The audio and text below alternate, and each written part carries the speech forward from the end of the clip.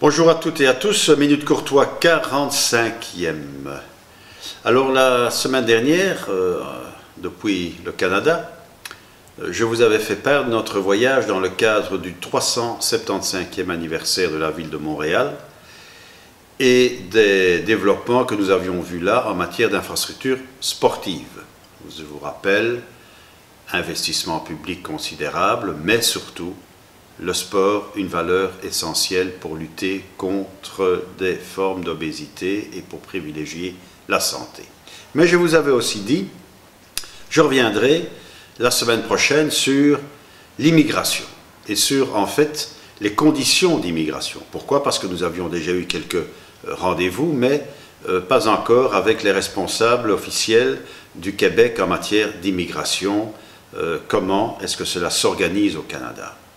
D'abord, il y a une différence fondamentale avec nous, c'est que l'immigration, là, est une immigration choisie, à peu près 50 000 personnes par an, et une forme aussi extraordinaire d'inventivité du Canada, c'est de faire en sorte qu'ils savent pertinemment bien les métiers ou les professions dans lesquelles il y a un manque, mais aussi là où il y a des personnes pouvant répondre dans le monde à ces préoccupations. Donc, leurs bureaux d'immigration sont extrêmement outillés et d'ailleurs, ici en Belgique, le 19 novembre prochain, il va y avoir une séance d'information d'immigration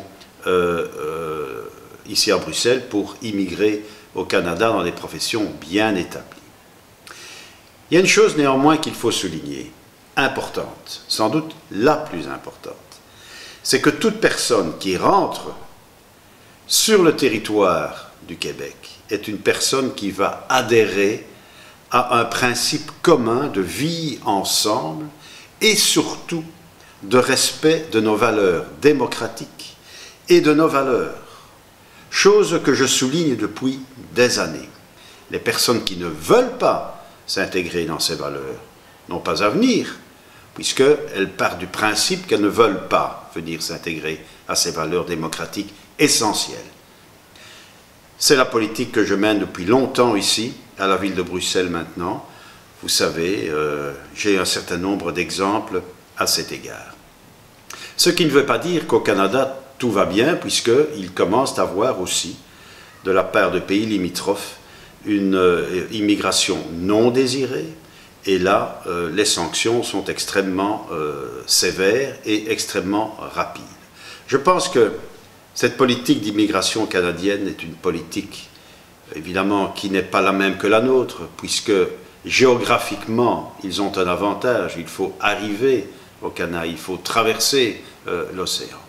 Donc, difficile aussi d'appliquer stricto sensu, c'est-à-dire vraiment d'une manière identique, cette politique. Mais elle révèle quand même deux éléments. Le premier élément, c'est tout le monde est bienvenu, pour autant que vous vous adaptiez à valeurs démocratiques qui ont été créées, fondées par ceux qui ont fait le pays. Et deux, c'est qu'en cas de problème, eh bien, il y a une sanction extrêmement sévère. Simple réflexion, on ne peut pas tout imiter, mais on peut reprendre quand même certains éléments.